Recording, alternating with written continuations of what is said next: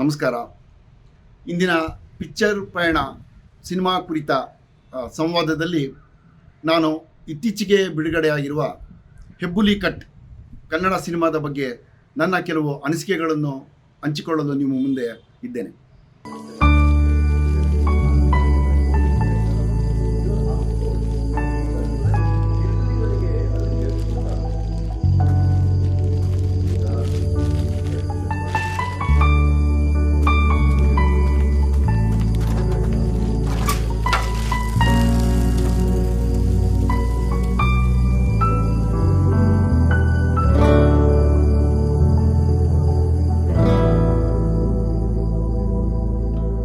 ಹೆಬ್ಬುಲಿ cut Bhimrao ಅವರ ಪ್ರಥಮ ಚೊಚ್ಚಲ ನಿರ್ದೇಶನದ ಸಿನಿಮಾ ಆಗಿದೆ.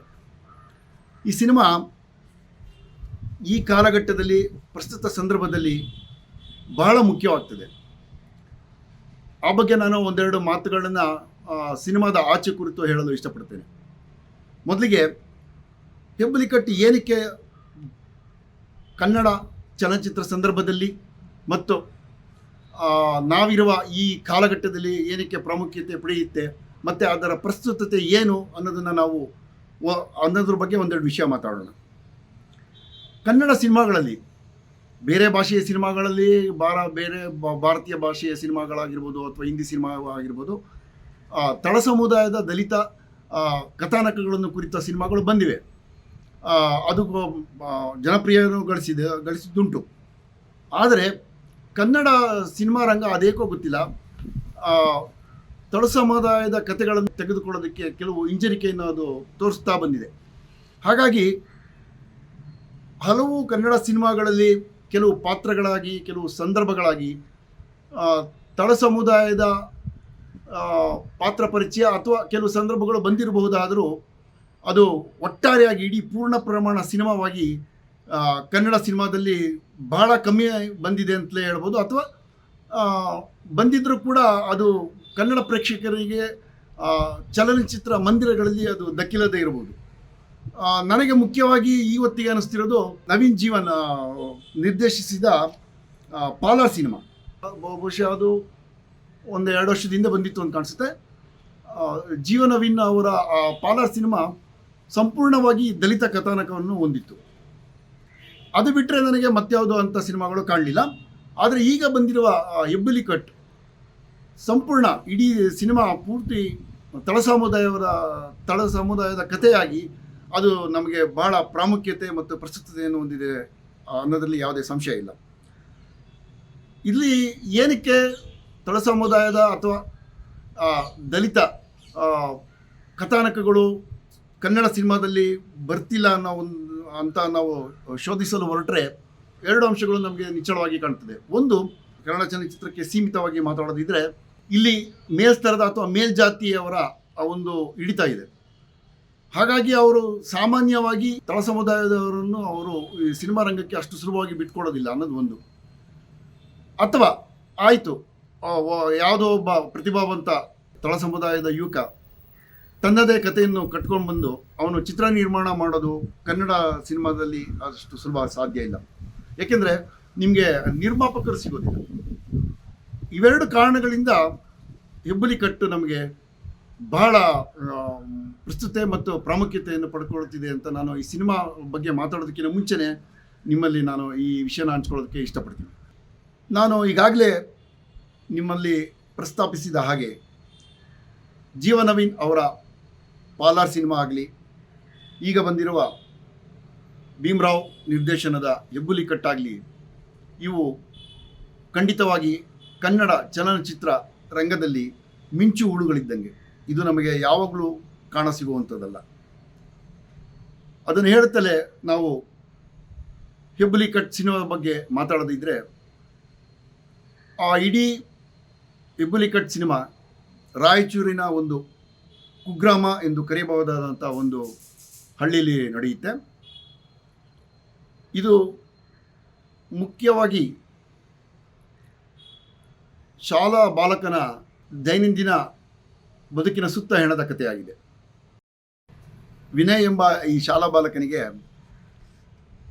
ಸುದೀಪ್ ನಟಿಸಿರುವ ಹೆಬ್ಬುಲಿ ಸಿನಿಮಾದಲ್ಲಿದ್ದಂತೆ ತನ್ನ ಕೇಶ ವಿನ್ಯಾಸವನ್ನು ಅಂದರೆ ಹೇರ್ ಕಟ್ಟನ್ನು ಮಾಡಿಸಿಕೊಳ್ಳುವ ಅಭಿಲಾಷೆ ಇದೆ. ಇಡೀ ಸಿನಿಮಾ ಈ ಒಂದು ನಿಟ್ಟಿನಲ್ಲೇ ಸಾಗುತ್ತದೆ. ಒಂದು ಸಾಲಿನ ಕಥೆ ಹೇಳೋದಿದ್ರೆ, ಸುದೀಪ್ ನಂತೆ ಅವನಿಗೆ ಹೇರ್ ಕಟ್ಟನ್ನು ಮಾಡಿಸ್ಕೊಳ್ಬೇಕು. ತಳ ಸಮುದಾಯದ ಒಬ್ಬ ಬಾಲಕನಾಗಿ ಅದನ್ನು ಮಾಡಿಸ್ಕೊಳ್ಳೋದಕ್ಕೆ ಯಶಸ್ವಿ ಆಗ್ತಾನ, ಅದು ಸಾಧ್ಯವಾಗುತ್ತಾ ಅನ್ನೋದು ಇಡೀ ಸಿನಿಮಾದ ಒಂದು ತಿರುಳು. ಚನಣ ಜಗ್ಗಿರೋ ಖರ್ಚಾಗ್ತಾವು. ಎಷ್ಟಣ್ಣ? 500 ರೂಪಾಯಿ, 500. 3 ಮಂದಿ ಮುಂದೆ ನಿನ್ನ ಕಟ್ಟಿಂಗ್ ಮಾಡಿದ ಚಪ್ಪಲಿ ತಗೊಂಡು ಹೊಡಿತಾರ. ವಿಷಯ ಗೊತ್ತೇನ್ಲೆ? ರಫೀಕಾ ಅವ್ರ ಮಗನ ಬೊಂಬಾಯಿ ಕರ್ಕೊಂಡೋಗಿ ಮಾರೇ ನೋಡು. ಸಿನಿಮಾ ಪ್ರಾರಂಭವಾದ ಕೆಲವು ಕ್ಷಣಗಳಲ್ಲೇ ನಮಗೆ ಅದರ ಎಸ್ಟಾಬ್ಲಿಷಿಂಗ್ ಶಾಟ್ ಅಂತ ಏನು ಪರಿಣಿತರು ಕರೀತಾರೆ, ಪ್ರಾರಂಭದ ದೃಶ್ಯಕಟ್ಟೆಗಳಲ್ಲೇ ನಮಗೆ ನಿರ್ದೇಶಕರು ಆ ಸಿನಿಮಾದ ಆಶಯವನ್ನು ಭಾಳ ಚೆನ್ನಾಗಿ ಕಟ್ಕೊಟ್ಟಿದ್ದಾರೆ. ಅದು ಒಂದು ರೂಪಕವಾಗಿ ನಮಗೆ ಕಾಣ್ತದೆ. ಗಿಡದಿಂದ ಬಿದ್ದ ಒಂದು ಹೂ ಪಕಳೆ ಅದು ಮನೆಗಳಿಂದ ಮನೆಯಲ್ಲಿ ವಿಸರ್ಜಿತ ಆ ನೀರಲ್ಲಿ ಹರ್ಕೊಳ್ತಾ ಅದು ಚಿಕ್ಕ ನಾಲೆಗಳಲ್ಲಿ ಮುಂದುವರಿತಾ ಹೋಗ್ತದೆ. ಕ್ಯಾಮ್ರಾ ಹಾಗೆ ಅದರ ಹಿಂದೆ ಆ ಹೂವನ್ನು ಹಿಂಬಾಲಿಸುತ್ತದೆ.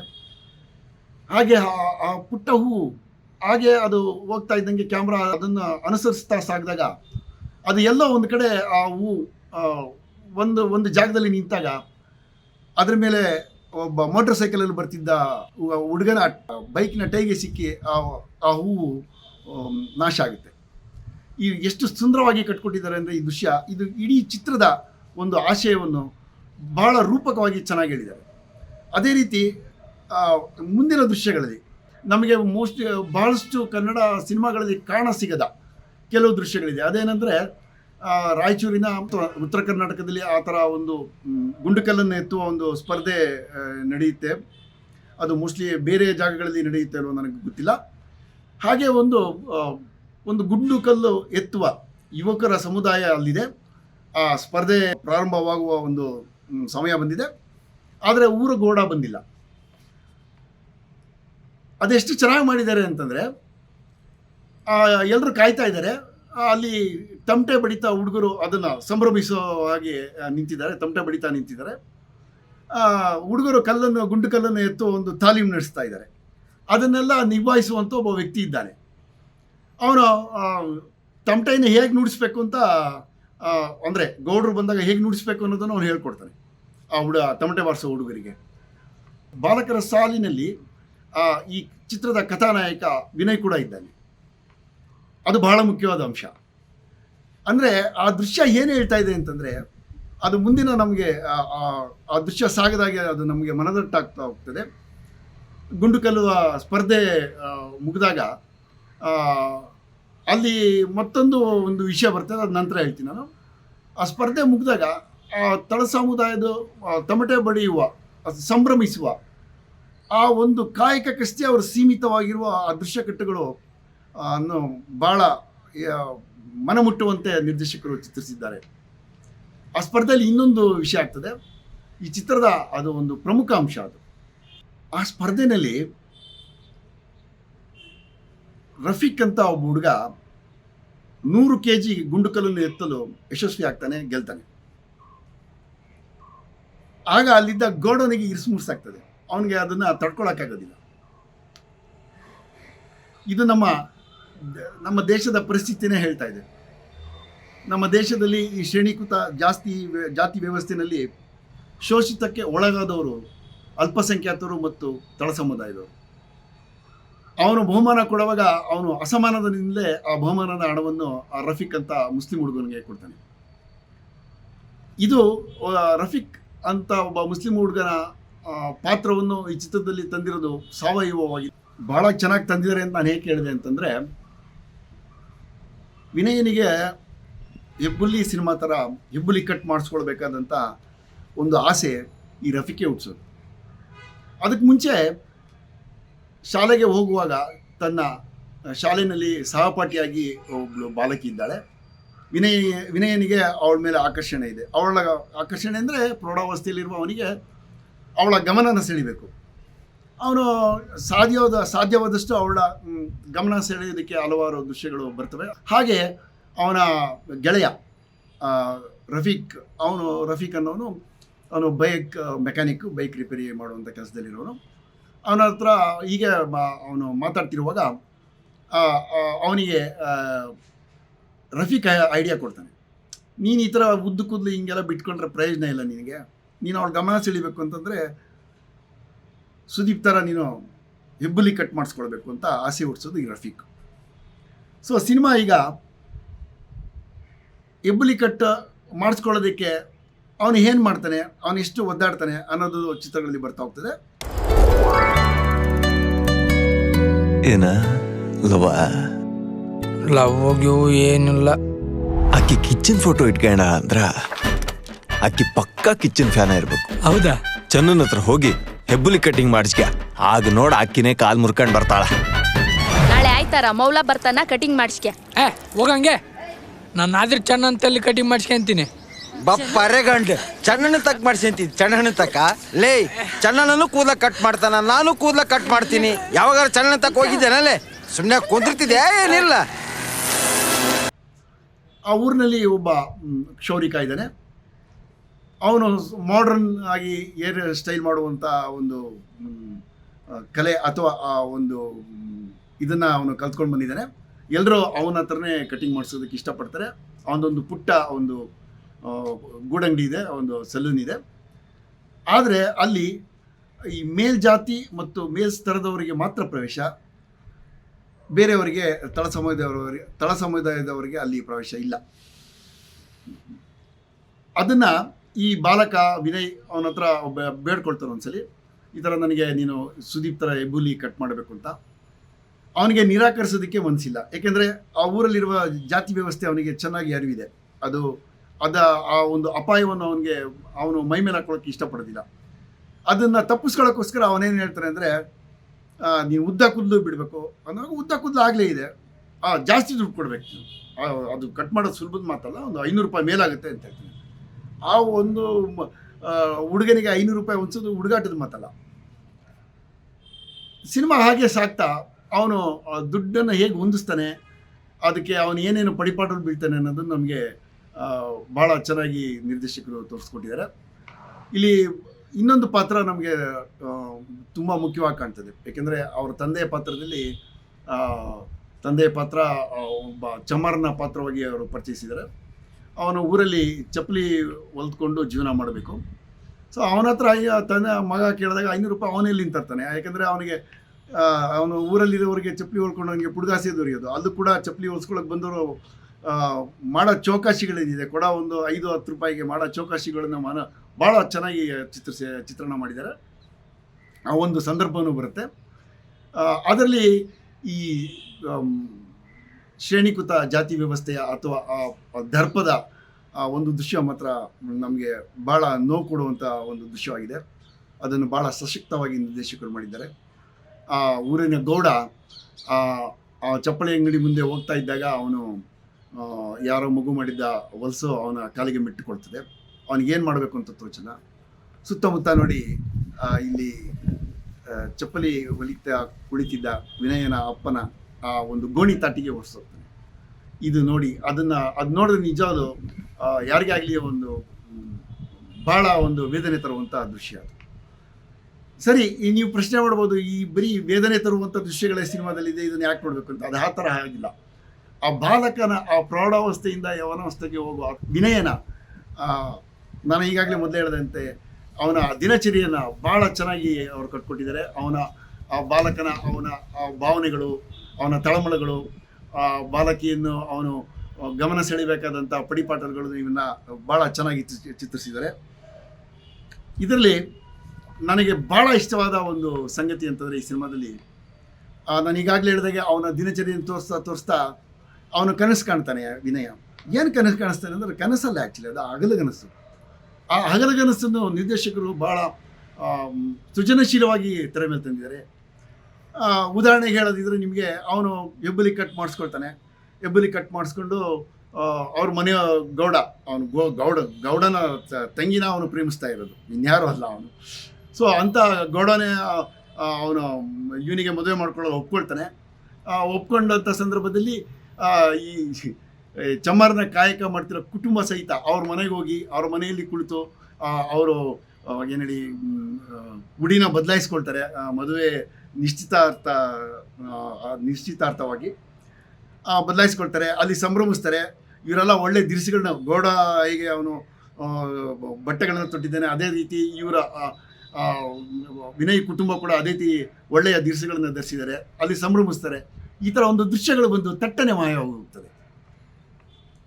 ಈ ಅಂದರೆ ಇಲ್ಲಿ ವಿನಯನ ಆ ಒಂದು ಅಗಲಗನಿಸು ಅವನು ಕಾರಣದ್ರ ಜೊತೆಗೆ ಅಲ್ಲಿ ನಮ್ಗೆ ಏನು ಹೇಳ್ತಾ ಇದ್ದಾರೆ ನಿರ್ದೇಶಕರು ಅಂದರೆ ಈ ಸಮಾಜದ ನಿರ್ಮಾಣ ಯಾವಾಗ ಸಾಧ್ಯ ಅನ್ನೋ ಒಂದು ಪ್ರಶ್ನೆಯನ್ನು ಅವರು ಪ್ರೇಕ್ಷಕರು ಮುಂದೆ ಇಡ್ತಾ ಇದ್ದಾರೆ ಅಂತ ನನಗನ್ಸುತ್ತೆ. ಏಕೆಂದರೆ ಊರಿನ ಗೌಡ ಅಥವಾ ಮೇಲ್ವರ್ಗ ಅಥವಾ ಮೇಲ್ಜಾತಿ ಆ ಒಂದು ಸಂದರ್ಭದಲ್ಲಿ ಬಡತನದಲ್ಲಿ ಏನು ಹೊಟ್ಟೆ ಹೊರೆಯೋದಕ್ಕೆ ಕಷ್ಟಪಡ್ತಿರುವಂಥ ಒಂದು ಕುಟುಂಬವನ್ನು ಆಧರಿಸಿ ಅವನು ಮನೆಯೊಳಗೆ ಕರೆದುಕೊಂಡು ಬಂದು ಅವನು ಹೆಣ್ಣನ್ನು ಕೊಡುವಂಥ ಒಂದು ಪ್ರಸಂಗ ಭಾರತದ ನಮ್ಮ ಈ ಪರಿಸ್ಥಿತಿಯಲ್ಲಿ ಸಾಧ್ಯವೇ ಅದು? ಅಂಥ ಒಂದು ದೃಶ್ಯವನ್ನು ಭಾಳ ಚೆನ್ನಾಗಿ ಕೊಟ್ಕೊಟ್ಟಿದ್ದಾರೆ. ಅದು ಭಾಳ ರೂಪಕವಾಗಿದೆ ಆ ದೃಶ್ಯ. ಅದು ನನ್ನ ಪ್ರಕಾರ ಅದು ಹೆಬ್ಬುಲಿ ಕಟ್ ಸಿನಿಮಾದ ಒಂದು ಹೈಲೈಟ್. ಅದು ಸಿನಿಮಾದ ಕೊನೆ ಗಳಿಗೆಗಳಿಗೆ ನಾವು ಬರ್ತಾ ಮಧ್ಯಮ ಗತಿಯಲ್ಲಿ ಸಾಗ್ತಿದ್ದಂಥ ಒಂದು ಸಿನಿಮಾ. ಕೆಲವು ಹಾಡುಗಳೆಲ್ಲ ಬಂದು ಹೋಗ್ತವೆ. ಕೊನೆಯ 15-20 ನಿಮಿಷದ ನಿಧಾನಗತಿಯಲ್ಲಿ ಸಾಗುವ ಸಿನಿಮಾ ದೃಶ್ಯಗಳು ಎಂಥ ಕಲ್ಲೆದೇವರನ್ನು ಕರಗಿಸಿ ಬಿಡುವಂಥ ದೃಶ್ಯಗಳನ್ನು ಬಹಳ ಅಚ್ಚುಕಟ್ಟಾಗಿ ಈ ಸಿನಿಮಾ ನಮಗೆ ತೋರಿಸುತ್ತೆ. ಅದನ್ನು ನಾವು ಸಿನಿಮಾನ ಥಿಯೇಟ್ರಲ್ಲಿ ನೋಡಿ, ಚಿತ್ರಮಂದಿರದಲ್ಲಿ ನೋಡಿ ಅನುಭವಿಸ್ಬೇಕು. ಬಹಳ ಕಾಡುವ ಕ್ಷಣಗಳು. ಅದು ಬಹಳ ನಾಜೂಕಾಗಿ ಆ ದೃಶ್ಯಕಟ್ಟೆಗಳನ್ನು ಆ ನಿರ್ದೇಶಕರು ಚೆನ್ನಾಗಿ ಕಟ್ಟಿದ್ದಾರೆ. ಅದು ನಮಗೆ ಬಹಳ ಕಾಲ ಆ ಒಂದು ದೃಶ್ಯಗಳು ನೆನಪಿನಲ್ಲಿ ಉಳ್ಕೊಳ್ತವೆ. ಇನ್ನು ಒಟ್ಟಾರೆಯಾಗಿ ಈ ಸಿನಿಮಾ ನಾನೀಗಾಗಲೇ ಅದರ ಪ್ರಸ್ತುತಿ ಮತ್ತು ಪ್ರಾಮುಖ್ಯತೆ, ಅದು ಹೇಗೆ ನಮಗೆ ಕನ್ನಡ ಚಲನಚಿತ್ರಕ್ಕೆ ಮುಖ್ಯವಾಗ್ತದೆ, ಅದನ್ನು ನೋಡಲೇಬೇಕಾದಂಥ ಸಿನಿಮಾ ಅಂತ ನಾನು ಈಗಾಗಲೇ ಹೇಳಿದ್ದೀನಿ. ಮತ್ತು ಅಲ್ಲಿ ಮನೋರಂಜನೆ ಕೂಡ ಇದೆ. ಅಲ್ಲಿ ಕೆಲವು ಹಾಡುಗಳನ್ನು ಭಾಳ ಚೆನ್ನಾಗಿ ಚಿತ್ರೀಕರಿಸಿದ್ದಾರೆ. ಅದು ನಮಗೆಲ್ಲೂ ಬೇಸರ ತರಿಸದೆ ಸಿನಿಮಾ ನೋಡ್ಸ್ಕೊಂಡು ಹೋಗುತ್ತದೆ ಅನ್ನೋದು ಪ್ಲಸ್ ಪಾಯಿಂಟು. ಇನ್ನು ನಟನೆಯ ಪಾತ್ರವರ್ಗಕ್ಕೆ ಬರೋದಿದ್ರೆ ಮೌನೇಶ್ ನಟರಂಗ ಅನ್ನುವ ಹುಡುಗ ಬಾಲನಟನಾಗಿ ವಿನಯ್ ಪಾತ್ರವನ್ನು ಭಾಳ ಚೆನ್ನಾಗಿ ಮಾಡಿದ್ದಾನೆ. ಅದು ಹಾಗೆ ನಮಗೆಲ್ರಿಗೂ ಗೊತ್ತಿದೆ ವೈಜಿ ಉಮಾ ಚಿತ್ರರಂಗದ ದೊಡ್ಡ ಎಲ್ಲ ಜಾಸ್ತಿ ಮಾರ್ಕ್ಸ್ ಅವ್ರಿಗೆ ಹೋಗುತ್ತೆ. ಭಾಳ ಚೆನ್ನಾಗಿ ನಟಿಸಿದ್ದಾರೆ. ವೈಜಿ ಉಮಾ ಅವರ ನಟನೆ ಭಾಳ ಮನಮುಟ್ಟುವಂತಿದೆ. ಹಾಗೆ ಮಹಾದೇವ್ ಅಡ್ಪದವರು ಸಹಿತ, ಮಹಾದೇವ್ ಅಡ್ಪದವ್ರ ಪಾತ್ರಗಳನ್ನ ನೋಡಿದ್ರೆ ನಮಗೆ ಅವರು ಪಾತ್ರ ಮಾಡ್ತಿದ್ದಾರೆ ಅಂತ ಅನ್ಸೋದಿಲ್ಲ. ಅವರೊಂಥರ ಪಾತ್ರ ನಿರ್ವಹಿಸ್ತಿರ್ತಾರೆ. ಅವ್ರದ್ದು ಆ್ಯಕ್ಟಿಂಗ್ ಅನ್ಸೋದಿಲ್ಲ ನಮಗೆ. ಅವ್ರದ್ದು ಅಷ್ಟು ಸಹಜ ಅಭಿನಯ. ಮತ್ತು ಕ್ಷೌರಿಕನ ಪಾತ್ರವಾಗಿ ಮಹಾಂತೇಶ್ ಮಾಡಿದ್ದಾರೆ. ಆಮೇಲೆ ಆ ಪುಟ್ಟ ಬಾಲಕಿಗೆ ಆಕೆನೂ ಚೆನ್ನಾಗಿ ಮಾಡಿದ್ದಾಳೆ, ಅನನ್ಯ ಅಂತ. ಆಮೇಲೆ ರಫೀಕ್ ಪಾತ್ರ ಆ ಮುಸ್ಲಿಂ ಹುಡುಗನಾಗಿ ಪುನೀತ್ ಶೆಟ್ಟಿ ಭಾಳ ಚೆನ್ನಾಗಿ ಮಾಡಿದ್ದಾರೆ.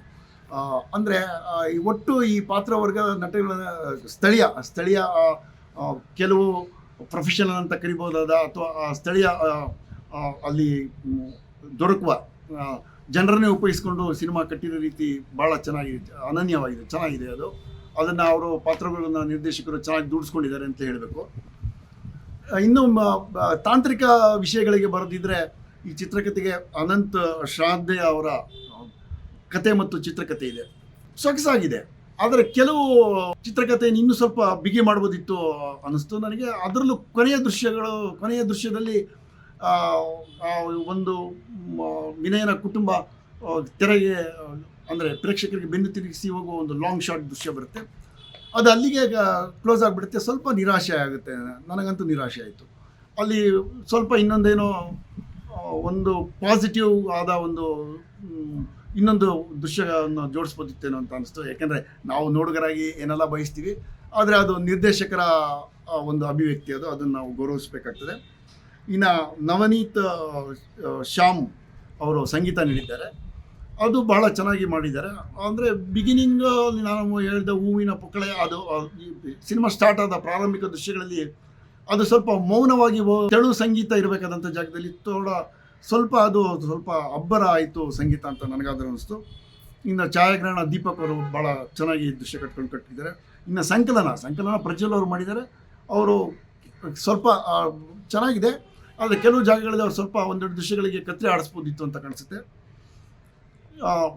ಒಟ್ಟಾರೆಯಾಗಿ ಈ ಸಿನಿಮಾದಲ್ಲಿ ಮತ್ತೊಂದು ಪ್ಲಸ್ ಪಾಯಿಂಟ್ ಏನು ಅಂತಂದರೆ, ಈ ರಾಯಚೂರಿನ ಆಡು ಭಾಷೆಯನ್ನು ಅವರು ದುಡಿಸ್ಕೊಂಡಿರೋ ರೀತಿ ಭಾಳ ಚೆನ್ನಾಗಿದೆ. ಎಲ್ಲ ನಟನಾ ವರ್ಗದವರು ಅದನ್ನು ಭಾಳ ಸಹಜವಾಗಿ ಅವರು ನಮಗೆ ದಾಡಿಸ್ತಾರೆ. ಆ ರಾಯಚೂರು ಉತ್ತರ ಕರ್ನಾಟಕದ ಆ ಕನ್ನಡ ಭಾಷೆ ನಮಗೆ ಭಾಳ ಇಷ್ಟ ಆಗುತ್ತೆ.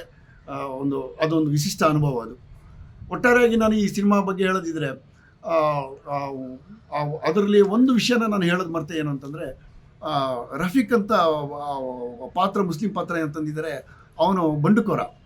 ಅಲ್ಲಿ ಮುಲ್ಲಾಗಳು ಬಂದು ನೀನು ಮಸೀದಿಗೆ ನಮಾಜಿಗೆ ಬರ್ತೀರಾ, ದಿನಕ್ಕೆ 5 ಬಾರಿ ನಮಾಜ್ ಮಾಡಬೇಕು ಅಂತ ಹೇಳುವಾಗ ಅವನು ಬರ್ತೀನಿ ನಡೀರಿ ಅಂತ ಸೌಜನ್ಯವಾಗಿ ಹೇಳ್ತಾನೆ. ಆದರೆ ಅವನು ನಮಾಜ್ ಮಾಡುವ ಯಾವ ದೃಶ್ಯಗಳಿಲ್ಲ. ಆದರೆ ಆ ಒಂದು ಏನೇಳಿ ಒಂದು ಸಂಪ್ರದಾಯದಸ್ಥ ಒಂದು ರೀತಿ ರಿವಾಜುಗಳೇನಿದೆ ಅವನು ನಯವಾಗಿ ನಿರಾಕರಿಸುವಂಥ ದೃಶ್ಯಗಳು ಈ ಸಿನಿಮಾದಲ್ಲಿದೆ. ಒಟ್ಟಾರೆಯಾಗಿ ಈ ಸಿನಿಮಾ ತಳ ಸಮುದಾಯದವರ ಬದುಕು ಮತ್ತು ಅಲ್ಪ ಸಮುದಾಯದವರೊಂದಿಗೆ ಇರುವ ಒಂದು ಸಾಮರಸ್ಯ, ಸೌಹಾರ್ದತೆ ಜೊತೆಗೆ ಮೇಲ್ಜಾತಿ ಅಥವಾ ಮೇಲ್ವರ್ಗದವರ ಆ ಒಂದು ಹೀನ ಮನಸ್ಥಿತಿ ಏನಿದೆ ಅದು ಸ್ವಾತಂತ್ರ್ಯ ಬಂದ 75 ವರ್ಷಗಳಾದರೂ ಬದಲಾಗದಿರುವಂಥ ಸ್ಥಿತಿಯನ್ನು ನಮಗೆ ಚೆನ್ನಾಗಿ ಕಟ್ಕೊಡುತ್ತೆ. ಅದು ಪ್ರಸ್ತುತತೆ ಅಂತ ನಾನು ಪದೇ ಪದೇ ಹೇಳ್ತಿರೋದ್ರೆ ನಿಮಗೆ ಬೇಜಾರಾಗ್ಬೋದು, ಆದರೆ ನಿಜ ಅದು. ಯಾಕೆಂದರೆ ನಾವು ದಿನ ಬೆಳಗಾದರೆ ಇತ್ತೀಚೆಗೆ ಕೂಡ ನಾವು ಪತ್ರಿಕೆಗಳನ್ನು ನೋಡ್ತಾ ಇದ್ದೀವಿ. ತಳ ಸಮುದಾಯದ ಹುಡುಗ ಒಂದು ಕೈಗಡಿಯಾರ ಹೊಸದಾಗಿ ಕಟ್ಕೊಂಡ್ರೆ, ಅಥವಾ ಒಂದು ಕೂಲಿಂಗ್ ಗ್ಲಾಸ್ ಹಾಕಿಟ್ರೆ, ಅಥವಾ ಒಂದು ಕುದುರೆನ ಹತ್ತಿ ಮೆರವಣಿಗೆಗೆ ಹೋದರೆ, ಅಥವಾ ಒಂದು ದಲಿತ ಸಮುದಾಯದ ಹುಡುಗ ಒಂದು ಪುಟ್ಟ ಬಾಲಕ ತನಗೆ ತಿಳಿದೆ ಹುಟ್ಟುಹಬ್ಬದ ಸಂದರ್ಭದಲ್ಲಿ ದೇವಸ್ಥಾನದ ಒಳಗೆ ಹೋಗ್ರೆ ಅವರಿಗೆ ದಂಡ ವಿಧಿಸುವ ಈ ಥರ ಒಂದು ಕ್ರೂರ ವ್ಯವಸ್ಥೆ ಈಗಲೂ ಇದೆ.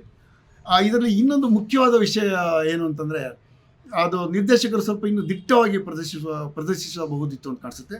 ಏಕೆಂದರೆ ಈ ಕಳೆದ ದಶಕಗಳಲ್ಲಿ ನಾವು ನೋಡ್ತಾನೆ ಬಂದಿದ್ದೀವಿ, ಒಂದು ಪದೇ ಪದೇ ಕಿವಿಗೆ ಬೀಳುವ ಒಂದು ಜೋರಾದ ವಾಕ್ಯಘೋಷ ಏನಂದರೆ, ಹಿಂದೂ ನಾವೆಲ್ಲ ಒಂದು, ಹಿಂದೂ ನಾವೆಲ್ಲ ಬಂಧು ಅಂತ. ಆದರೆ ಈ ಸಿನಿಮಾದಲ್ಲಿ ಅದ್ಯಾಕೋ ನಿರ್ದೇಶಕರು ಹಿಂಜರಿದಿದ್ದಾರೆ ಅಂತ ಕಾಣಿಸುತ್ತೆ. ಅವರು ನಾವೆಲ್ಲ ಒಂದು ಅಂತಲೇ ಒಂದು ಗೋಡೆ ಬರಹವನ್ನು ಬರೆಯುವ ಒಂದು ಸಂದರ್ಭನ ಅವರು ನಮಗೆ ತೋರಿಸ್ತಾರೆ. ಆದರೆ ನಿಜವಾಗ್ಲೂ ಈ ಹಿಂದೂ ಸಮಾಜ ಅಥವಾ ಹಿಂದುತ್ವ ಅಂತ ಪ್ರತಿಪಾದಿಸುವವರಿಗೆ ನಿಜವಾಗಿಯೂ ಎಲ್ಲ ಹಿಂದೂಗಳು ತಳ ಸಮುದಾಯವನ್ನು ಸೇರಿ ಒಂದು ಸಮಾಜದ ಬಗ್ಗೆ ನಿಜವಾಗ್ಲೂ ಒಂದು ಸೌಹಾರ್ದಯುತ ಸಮಾಜವನ್ನು ಕಟ್ಟುವ ಆಸೆ ಇದೆಯೇ? ಅದು ನಾವೆಲ್ಲ ಒಂದು ಅಂತ ಬರೀ ಘೋಷಣೆ ಆಗದೆ ಅವರೆಲ್ಲರನ್ನು ಒಟ್ಟಿಗೆ ಕರೆದುಕೊಂಡು ಹೋಗುವಂಥ ಒಂದು ಮನಸ್ಥಿತಿ ಇದೆ ಅನ್ನೋದು ನಿಜವಾಗ್ಲೂ ಈಗಲೂ ಬಹಳ ದುಃಖಕರವಾದ ವಿಷಯ ಆಗುತ್ತೆ. ಇಂಥ ಸಿನಿಮಾಗಳು ಪದೇ ಪದೇ ಬರಬೇಕು. ಹಾಗಾಗಿ ಆ ಒಂದು ಮನಸ್ಥಿತಿ ಏನಿದೆ ಒಳಗೊಳ್ಳುವುದಿರುವುದು, ಇನ್ಕ್ಲೂಸಿವ್ನೆಸ್, ಅದು ಆಗೋವರೆಗೂ ಈ ಸಿನಿಮಾಗಳು ಸೃಜನಶೀಲವಾಗಿ ಮತ್ತಷ್ಟು ಸಿನಿಮಾಗಳು ಬರಲಿ. ಭೀಮ್ರಾವ್ ಅವರಿಗೆ ಮತ್ತು ಇಡೀ ತಂಡಕ್ಕೆ ನಾನು ಅಭಿನಂದನೆ ಸಲ್ಲಿಸ್ತೀನಿ. ಅವರು ಮತ್ತಷ್ಟು ಇಂಥ ಸಿನಿಮಾಗಳನ್ನು, ದಲಿತ ಕಥಾನಕಗಳು, ತಳ ಸಮುದಾಯದ ಕಥಾನಕಗಳನ್ನು ಜನರ ಮುಂದೆ ತರಲಿ. ಈ ಸಿನಿಮಾ ಯಶಸ್ವಿಯಾಗಲಿ ಅಂತ ನಾನು ಕನ್ನಡಿಗರಲ್ಲಿ ಬೇಡ್ಕೊಳ್ತೀನಿ. ದಯವಿಟ್ಟು ನೀವು ಸಿನಿಮಾ ಥಿಯೇಟ್ರಿಗೆ ಹೋಗಿ ಸಿನಿಮಾನ ನೋಡಬೇಕು. ಎಲ್ರಿಗೂ ಧನ್ಯವಾದಗಳು. ಇಲ್ಲಿ ಬಾಲೆ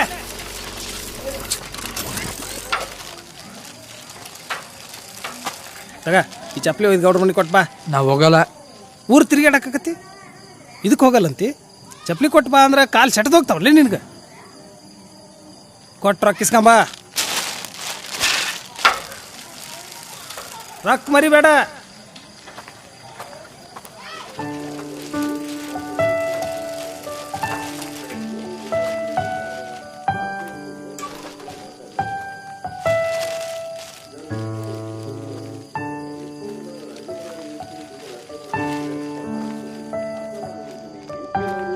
ಯಾಕೆ ಅಡುಗೆ ಮನೆ ಯಾವ ಕಾಣಿಸ್ಕೊಂತ ಇರ್ತಾರೆ, ಅದಕ್ಕೆ ಅಂದ್ಬಿಟ್ಟು ನಾನು ಹೋಗಿ ಸೇರ್ಕೋಬೇಕು, ನನಗೆ ಯಾಕೆ ಅಡುಗೆ ಮನೆ